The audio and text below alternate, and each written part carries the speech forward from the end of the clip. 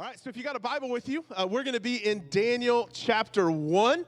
Daniel chapter 1, as we're kicking off a brand new series called Thriving in Babylon. And here's what we're learning in this series. The big idea for the entire 5 weeks, the month of August that we're going to be in, is that we're learning how to thrive in, not just survive this cultural moment. How to thrive in, not just survive this cultural moment. How many of you guys have noticed that things in the world, they're changing pretty quickly, right? That all of a sudden, the place that many Christians felt very comfortable in culture, now it seems as if Christianity is kind of moving more to the margins. And here's what I'll tell you, that's not always a bad thing. That can actually be a gift. And so what we see is as things change around us, we get to really key in on what's most important, right? We get rid of some of the glitz and the glamour, and we realize what's really the thing that's going to sustain us. What are the relationships we really need to have? So we're learning how to thrive in and not just survive this cultural moment. Now, one caution I want to give us as we get ready to jump into the next 5 weeks in the book of Daniel is it's very easy when we're talking about church and culture for us as followers of Jesus to kind of take an us versus them mentality or have an us versus them approach as if, well, the world's bad, and so we're just going to notice the world is bad, do our own thing, we're better or superior. And you might not say it that way, but there are entire generations when you look back on Christianity in America where that was very much the posture, right? Like we don't go there, we don't talk about that, we just pretend it doesn't exist because that's how we win. Here's what I'll tell you, this series is not about us versus them. In this series, we're learning about how do we live for God. Not how does the culture live for him, because God takes care of that, but how do we live for God when culture is changing rapidly all around us. And so we're going to see that in the book of Daniel. And so this won't be on the screen. I just want to read these 2 verses to you because I'm really trusting and believing that as we hear God's word, he's going to even now begin to set the tone in our hearts to hear what we're supposed to hear this morning. All right? So Daniel chapter 1, I just want you to listen. If you got a Bible, you want to look at it, you can. But Daniel chapter 1, just 2 verses of scripture. Daniel himself writes this. He says, in the 3rd year of the reign of Jehoiakim, king of Judah, Nebuchadnezzar, king of Babylon, came to Jerusalem and besieged it. And the Lord delivered Jehoiakim, king of Judah, into his hand, along with some of the articles from the temple of God. These he carried off to the temple of his God, lowercase g, made up God, in Babylonia, and put in the treasure house once again of his God, lowercase g, not the real God. So this morning, as we get ready to dive into the word, understand what this means for us, I just want to take one more moment to pray. And once again, we're just going to pray that God would give us ears to hear what we need to hear, and he'd give us the courage to walk that thing out, okay? So let's pray together. Jesus, I thank you for your presence here in this place. I thank you that you're with us, you're speaking to us. You tell us that every time your word is opened, whether it's done privately or it's done corporately like it's done now, that it doesn't return empty, that you have a purpose for it being shared, a purpose for it being read, and it's going to produce what you want to see produced. And so, God, we're not saying that any one certain thing has to happen, but we're trusting that you're going to do with this word what you know needs to happen with it. We're trusting you're going to speak to us and that you're going to give us ears to hear what we need to hear and the courage to walk it out. Jesus, we love you once again. We thank you, and we're anticipating a great, great day. And it's in Jesus' name we pray. Amen. So I'm going to tell you something, and it's not going to come as a shock to you. I hate moving. Anybody just love moving? Like you just can't wait to box up all your stuff, put it in a truck, sweat a ton, go through all that stuff, put it in a new house, and then put it back out for everyone to see. Anybody love that?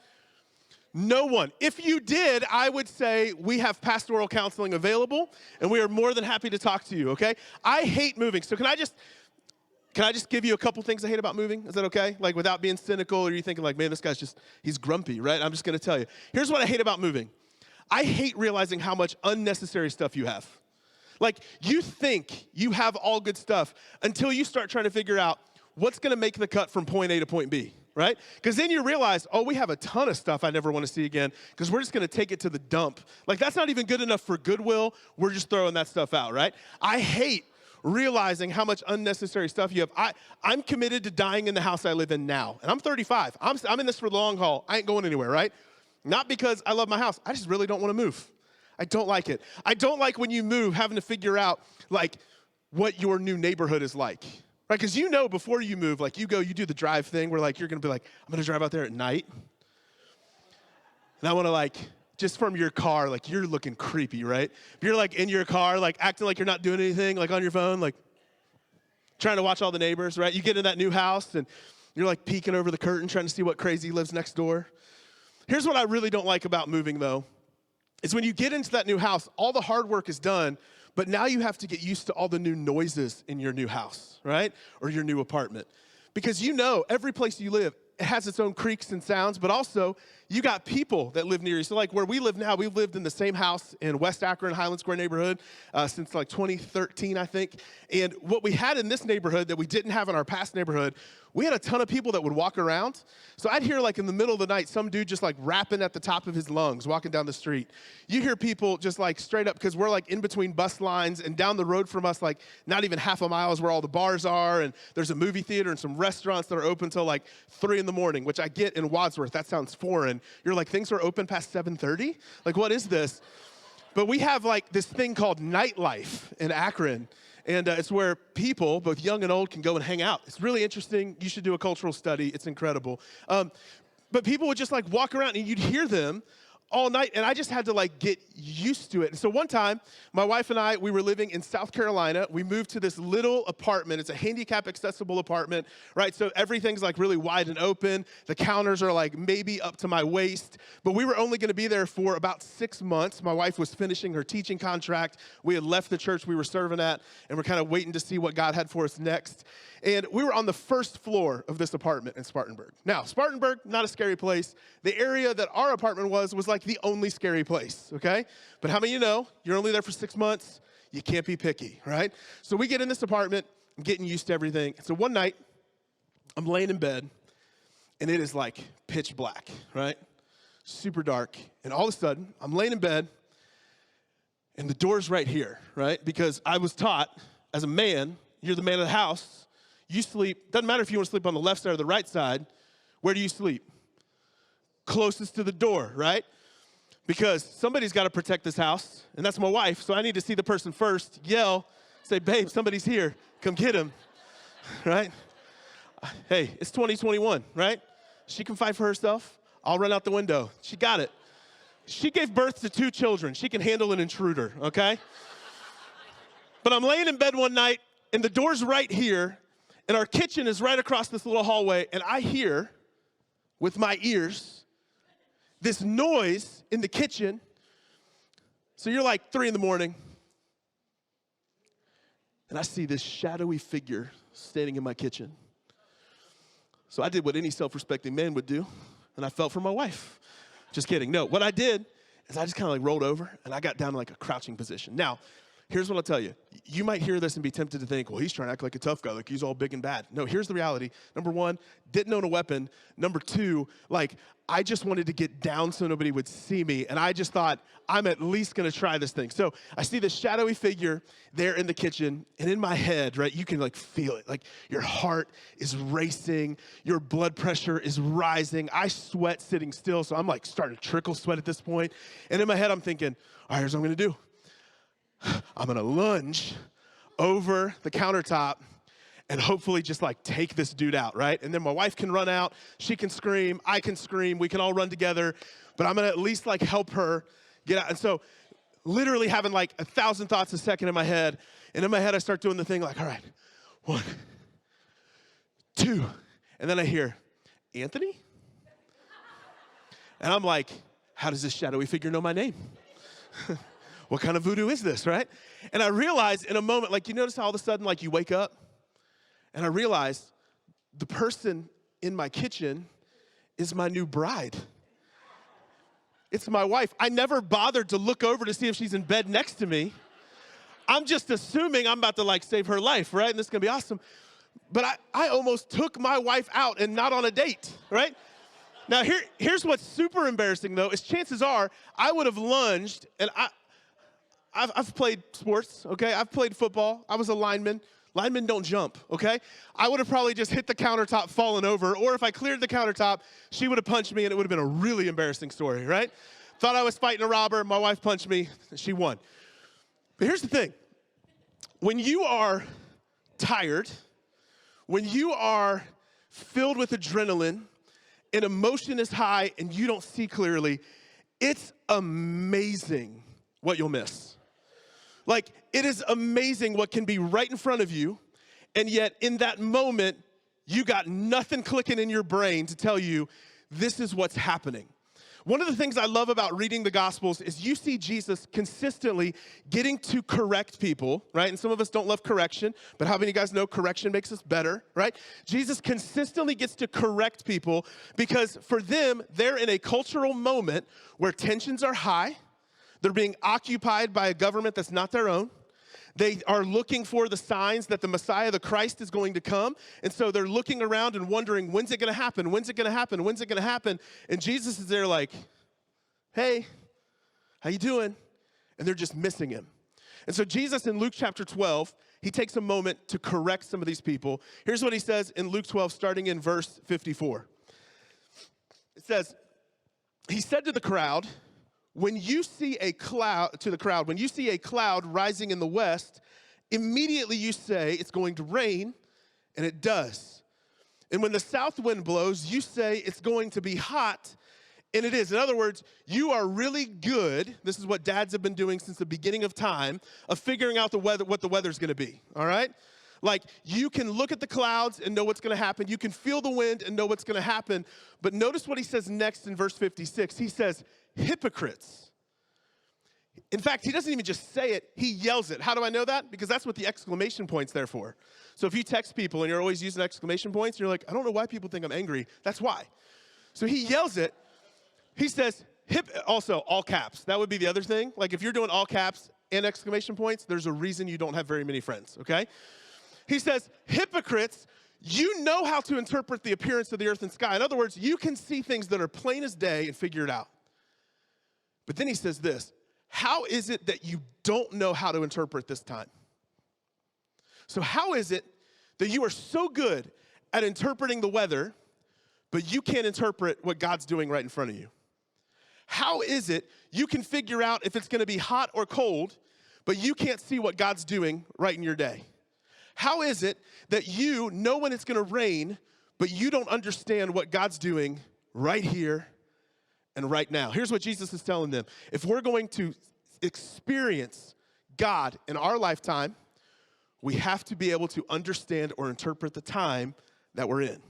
And so here's where we're going to start this series off at. We're going to interpret the day and age that we live in. So 2021, United States of America, let's understand where we are. Let's understand what the surrounding culture thinks about us.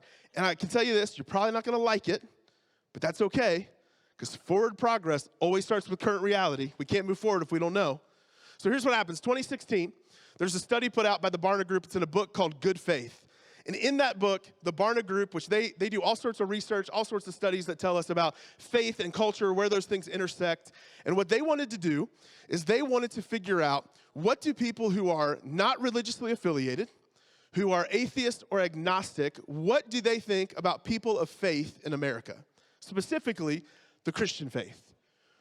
And there were two words that kept coming up in their research. In fact, they landed on two words to describe, here is the state, the perception of Christianity amongst non-Christians. The two words were this: irrelevant and extreme. Irrelevant and extreme. Now, in a church, we read that and we go, nah. Like some of you get upset because you read this and you go, that's not true. Like, I know my faith is relevant. God's changed my life. Some of you go, I know it's not extreme. I've experienced the love of God and love of his people time after time after time. Like, this isn't true. I disagree. And here's the thing. We're free to disagree. What we are not free to do is discount what other people think. We're not free to say, well, your feelings are invalid. Because for others in this room, you read those two words, and your first thing is like, I get that. Because you've experienced doing life with people who used to go to church and want nothing to do with it anymore.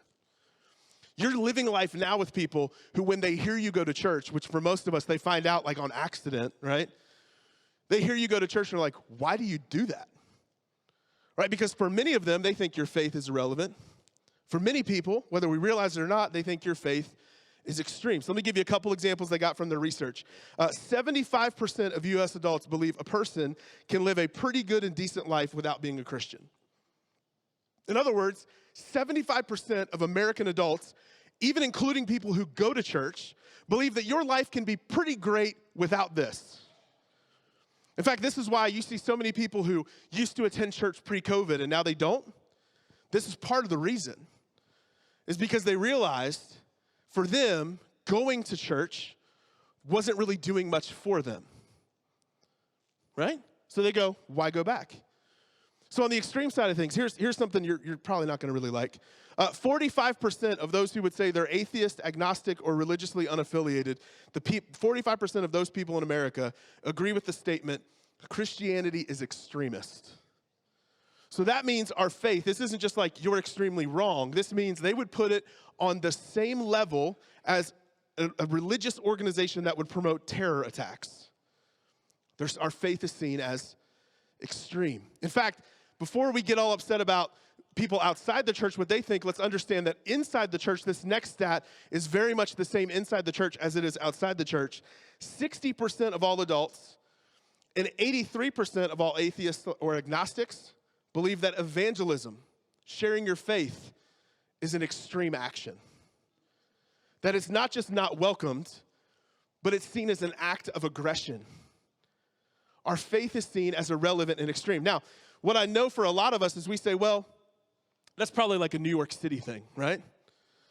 Or that's like an LA thing, maybe Chicago, right? This is what happens in big cities. Here's what I'll tell you. This thought has invaded Wadsworth, Ohio. Here's how I know.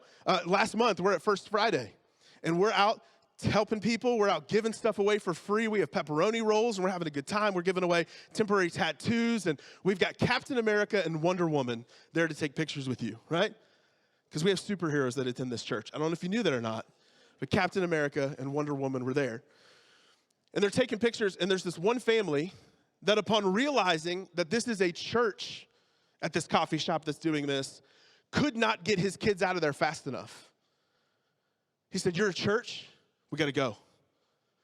And because for him, even being associated with Christians in that moment wasn't worth the risk.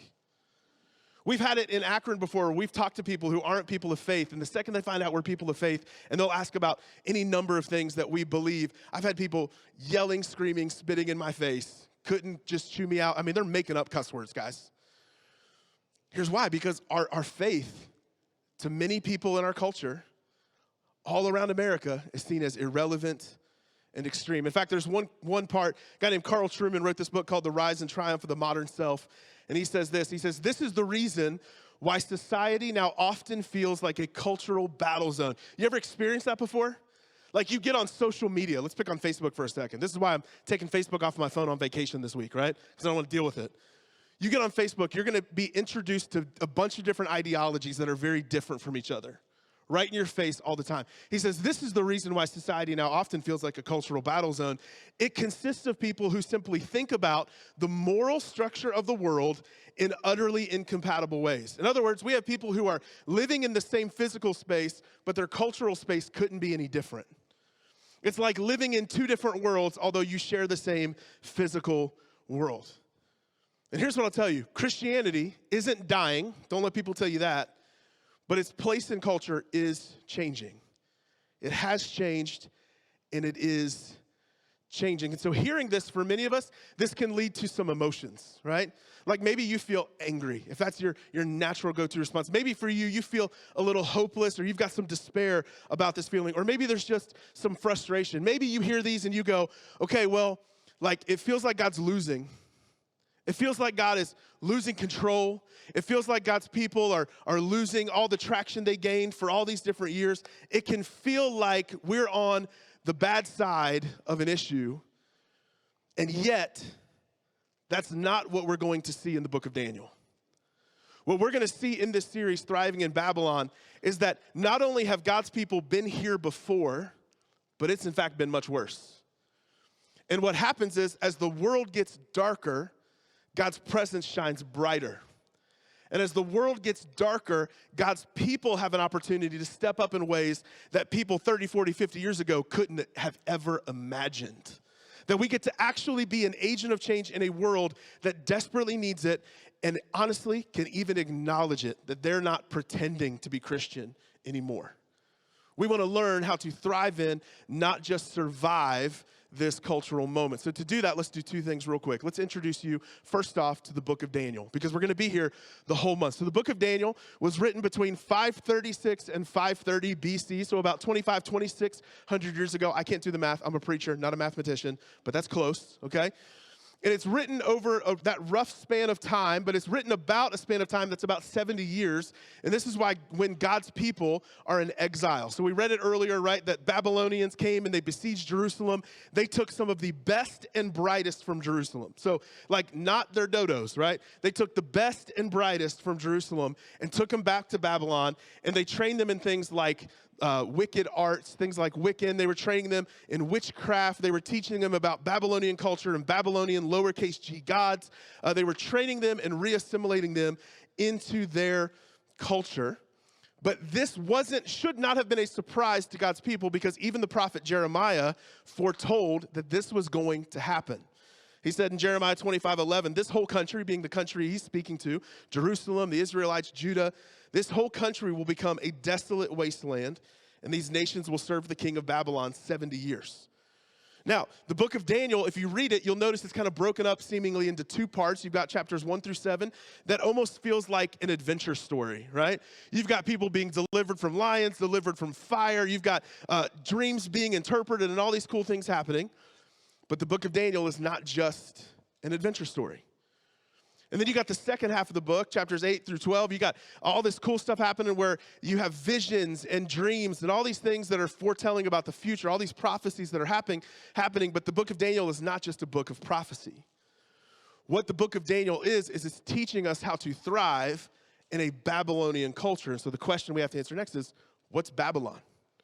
Not just the nation then, because it was wicked and vile and evil, but what's Babylon even for us today? And so Babylon's written about in the book of Revelation, chapter 18, as John is writing. Here's what it says.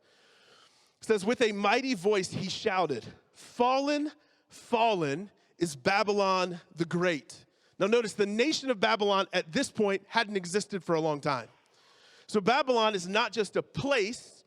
Babylon for us, even today in 2021, is a symbol. And so here's what it says about Babylon.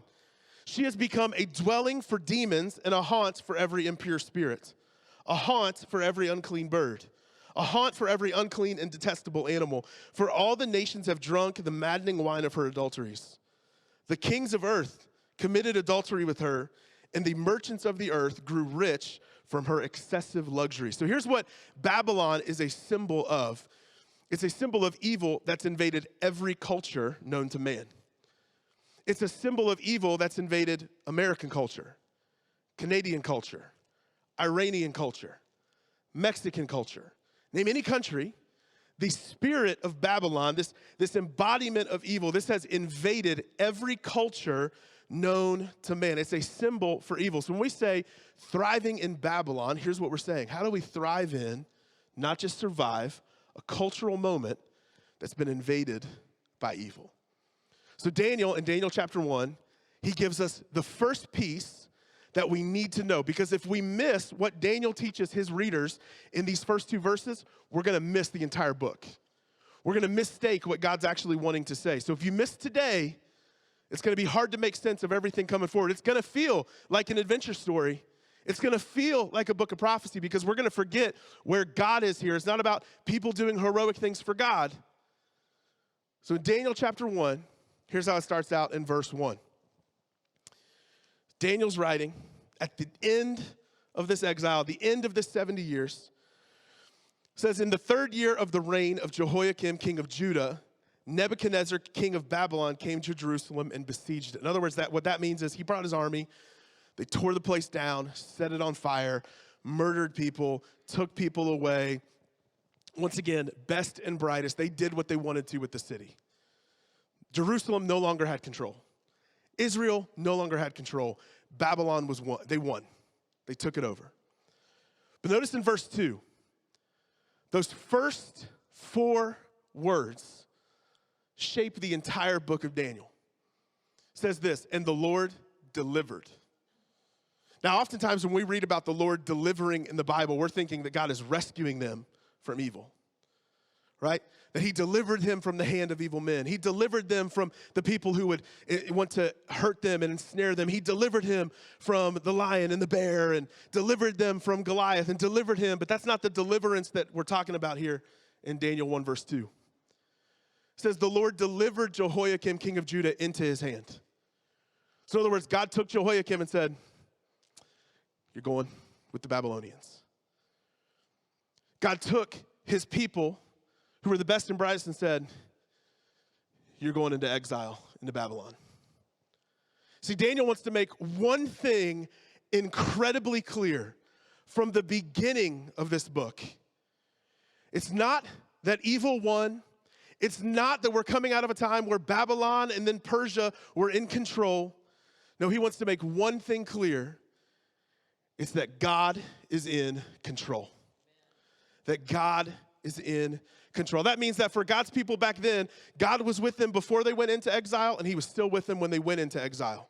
That even when it seemed like evil was winning, God was still in control. Even when they couldn't make heads or tails about what God was doing in their day, God was still in control. Even when they were thinking that all was lost and they couldn't see the future, God was still in control. Because here's what we need to know if we're going to thrive in our cultural moment, that God is in control. We can't just know it a little bit.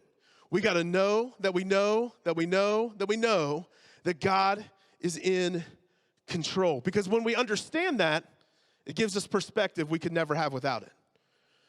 So think about it this way. Daniel writes this letter on the tail end of exile. He's writing about things he'd been through, things his friends had been through. They had everything taken from them. And he starts out by saying, and the Lord delivered. Here's what you're going to learn the more you study that passage, is that Daniel's readers, at the end of that 70 years, that wasn't making them angry. Like they didn't read that and go, why would God do that to us? Who does he think he is? Well, if God is so loving, then why did this happen? Now, what you find over and over again is that this was like, reading these words was like the equivalent of putting aloe on a sunburn. That it was medication for something that needed healing. That these 4 words actually brought them comfort. Because here's what we learned, that we find comfort in God's control. We find comfort in God's control. Because when we realize that God has not been absent, but he's been with us every step of the way, it's a help. When we realize that even though it seemed like evil was winning, though I couldn't understand it all the time, and I didn't know what was happening, God's in control. There's a perspective we get where we can see that God's working together for good, everything that happens to us. Because God is in control, and we find comfort in God's control. So here's the question I want to answer with our last few remaining moments together, and it's this. How can we, in our cultural moment, learn to find comfort in God's control like Daniel and his people did 2,600 years ago? How can we find comfort in God's control when it seems like all hope is lost, when it seems like God is absent, when it seems like we have more questions than answers, when it seems like culture is winning and Christianity's on the decline? How do we find comfort in God's control? We need to know a few things to give us perspective. First thing is this, is we're all controlled by something. We're all controlled by something. Now, the pushback on that is you get this attitude that comes back to say, well, I'm not controlled by anything. I'm my own man. I'm my own woman. Look what I did with my life. Look what I came from. Look what I overcame. Look at what I accomplished. Other people couldn't do it, but I did it because I'm controlled by nothing. I picked myself up by my bootstraps. I don't even know what that looks like. I know that's a saying. I feel like you just land on your own butt, right? Like you're just tripping yourself. But I picked myself up by my own bootstraps. Look what I did. Here's what I'll tell you. Right there, what that tells me is you're controlled by a cultural narrative that you don't even fully understand. Because you know what nobody said 250, 300 years ago? Pick myself up by my own bootstraps. You know who thought that 250, 300 years ago? Narcissists. Because the actual cultural ideal for most of human history, if I can say that correctly, easy for me to say, for most of human history, was that the collective was more important than the individual. But not in our culture. So even saying, man, I'm not controlled by anything, I'm my own man. Well, guess what? You might be controlled by a cultural narrative. There's other people, you talk to people who have been, in their past, have struggled with things like drug addiction, alcoholism, pornography. Right? What they'll tell you time and time again is that they wasted their time trying to take control of their own life. That they tried doing it in their own power, tried doing it in their own strength, but eventually, even outside of Christian world, they had to find something bigger than themselves outside of themselves. We're all controlled by something. And so here's what we're finding, is we need to choose the right person to control us. We need to choose the best control possible. Because here's what we believe. We believe freedom is found in choosing who you give control to. Freedom is found in choosing who you give control to. In other words, am I going to try to make the best of it on my own, or am I going to understand that since God created everything, that then maybe, just maybe, he knows how I'm meant to thrive? That maybe, just maybe, as the creator, he's got even something better than the owner's manual. He knows how this is supposed to work. Like, he created life, therefore, he gets it. But for many of us, what we do is we try to control ourselves. What we find is freedom is found in choosing who to give control to. In fact, the Apostle Paul, he used to be Saul, right? He loved.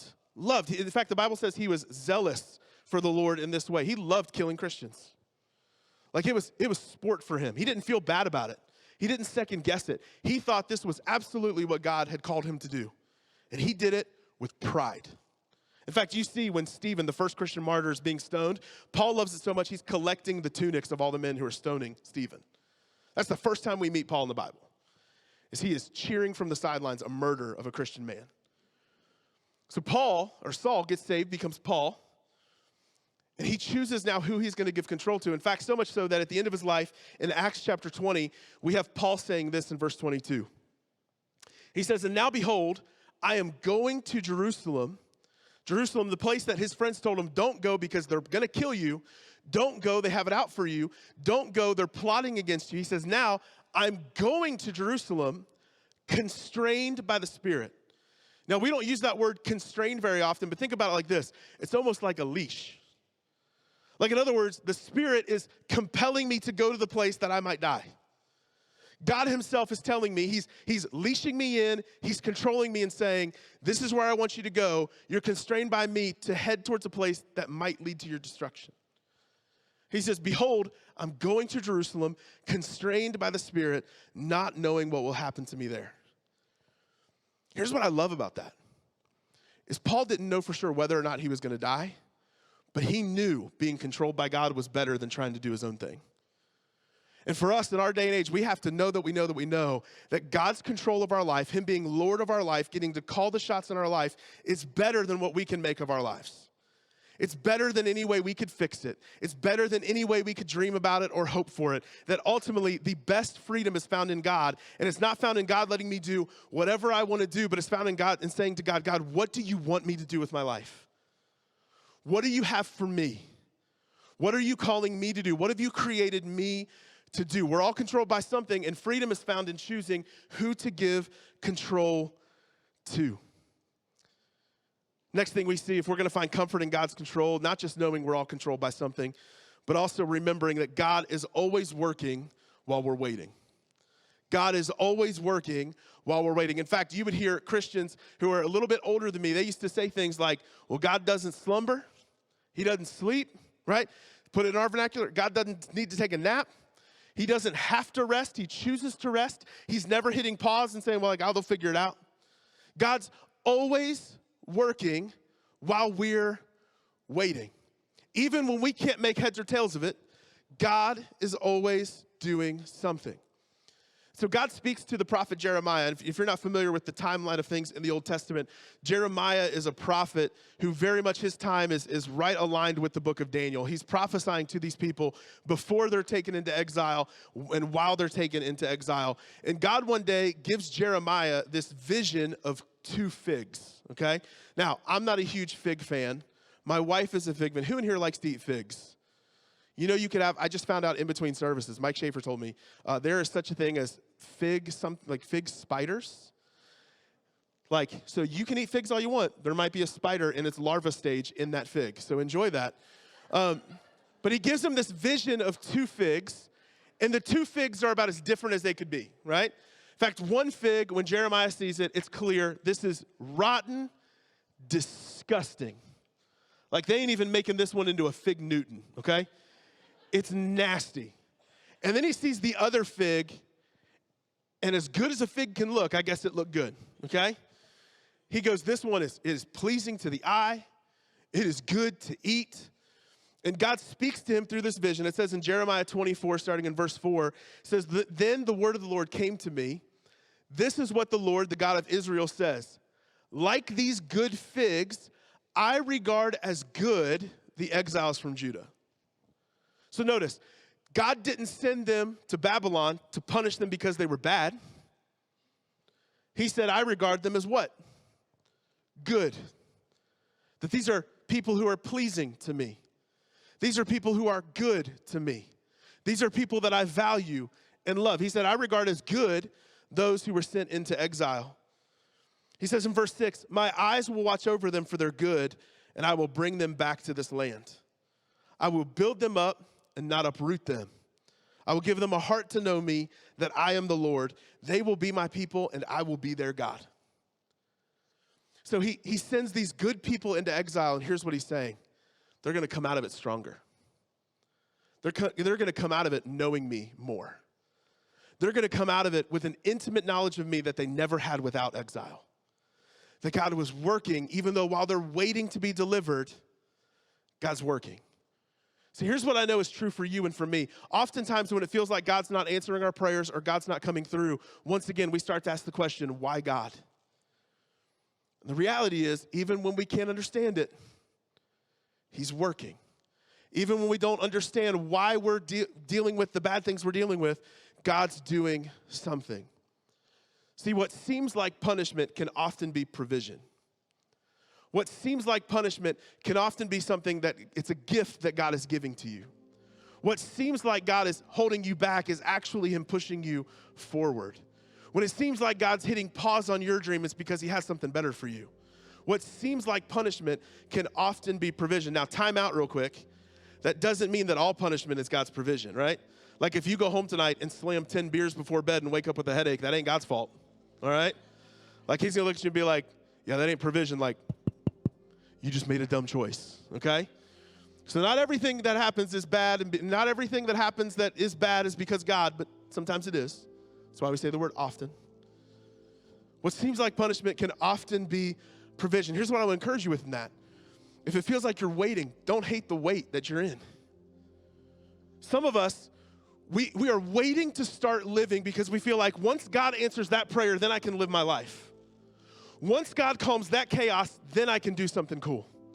Once God gets me through this test, then I can start to actually do what I'm called to do, love people the way I'm called to love people, serve people the way I'm called to serve people. And here's the problem with that. If you're continuing to wait until everything's perfect, you're going to be waiting. Because there's nothing on this side of eternity that's going to be perfect, except for my wife. Other than that, it's imperfect, right? Got to get brownie points before we go on vacation, okay? Got to help me out. So don't hate the wait that you're in, but figure out, God, what should I be doing while I'm waiting? What do you have for me here? What seems like punishment can often be provision, which takes us to the third and final thing we need to remember if we're going to have a perspective and understand that we can find comfort in God's control, and it's this, that in the beginning, God created, and in the end, God wins. In the beginning, God created, and in the end, God wins. See, for most of us who are followers of Jesus in this room, here's what I know about you. You don't struggle to believe that God created everything. For most of us. You might have some intellectual hurdles to work through. You might struggle a little bit with it from time to time. But most Christians, for all of creation, have pretty firmly believed that God created everything around us, right? Because otherwise, why believe in him? Why come to church? We have no problem believing that God created everything. Where many of us struggle is believing that God's going to win. Where many of us struggle is thinking, Well, yeah, I believe that, but it doesn't seem like he's going to make it. In the beginning, God created, and in the end, God definitely wins. Here's what Jesus says about himself in Revelation 22. He says, I am the Alpha and the Omega, the first and the last, the beginning and the end. That means that in the span of God's creation, you have God in one point in time, as we understand it, creating everything.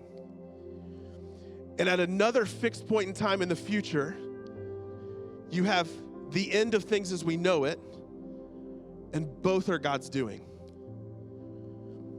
In the middle, because God's given us free will, and he created people instead of robots, we got some wiggle room. We got some struggle. We got some issues we're gonna have to work through.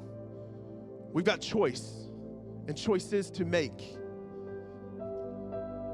The struggle for us, the fight for us, is not to make sure God wins. I mean, we got it in the book, right? We know how it goes. We know he's got it. He does it, not us. The struggle for us is just holding on in the in-between. The tension for us is, will I continue to believe when the things I'm seeing tell me I shouldn't believe anymore? When my experience doesn't line up with what I believe he should be doing in this moment. When I don't understand what he's doing. Daniel writes to tell us that God is in control because he knows if we're going to make it, we can't lose sight of it. That God is in control. That there's nothing, there's no one, there's no situation that God ultimately can't look at you and say, I got this. We got the wiggle room in the middle, and our job is to hold on. I'm gonna ask you, if you will, would you just bow your head and close your eyes? And this is just an opportunity for us to focus, to try to limit distractions, and to reflect. Because here's what I know. For some of you in this room right now, man, it feels like life is dealing you like blow after blow after blow. Like it gets a little bit better and then a whole lot worse. And you're just like, man, I just don't know if I can do this thing anymore. Like maybe, and I've been here before, sitting where you're sitting, where I've come to church going, I just don't know if it's worth getting up and going another time. I don't know if it's worth picking up my Bible and trying this thing. Like I don't know if I can do it. Can I just encourage you? The Bible tells us, don't grow weary in doing good. That we consider blessed those who persevere to the end. We don't get any credit for persevering until the middle. It's called perseverance because you need it till the end. Today's a great day for you to commit and say, you know what? Regardless of everything I see in the natural, I'm going to trust God's doing something in the supernatural. For others of you, you're here in this room, or maybe you're watching online and you're saying, you know what? Man, I don't know that I've ever had a purpose in my life that I can treat as like an anchor or as a root to help me get through everything I'm going through in life.